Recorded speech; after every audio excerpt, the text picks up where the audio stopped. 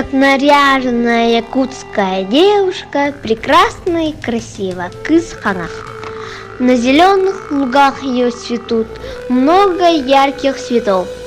В этом богатом месте давным-давно у одинокой женщины абориген родился мальчик.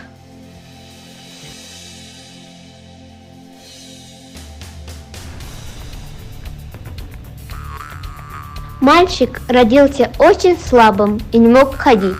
Мать его везде таскала на санках. Когда мальчику исполнилось 9 лет, старушка-мать споткнулась и упала, поднимаясь на высокий холм, на котором они жили. Из колен потекла кровь. Сыну так стало жалко маму, что он плакал, рыдал, просил у покровителя земли жалиться над его матерью и дать ему силы богатырской. После этого холм стали назвать Красным холмом – Кызыл. Великий покровитель земли услышал и дал ему выпить кровь неизвестного животного.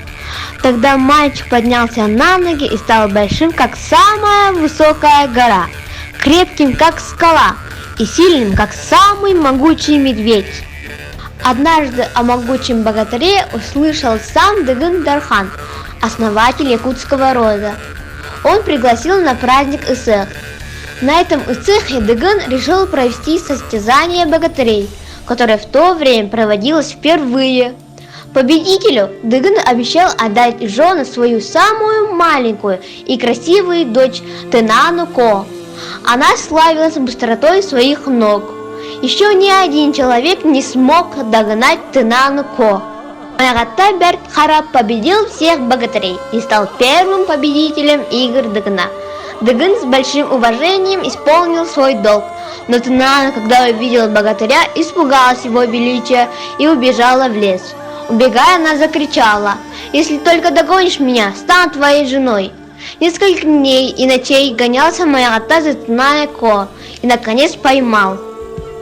После этого они вернулись на благословенную землю Кызхана. Жили долго и счастливо.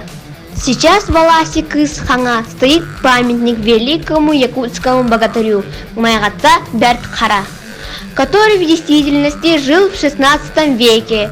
К этому памятнику приходят силачи из разных городов и стран, чтобы получить благословение от легендарного Маягатта Бертхара.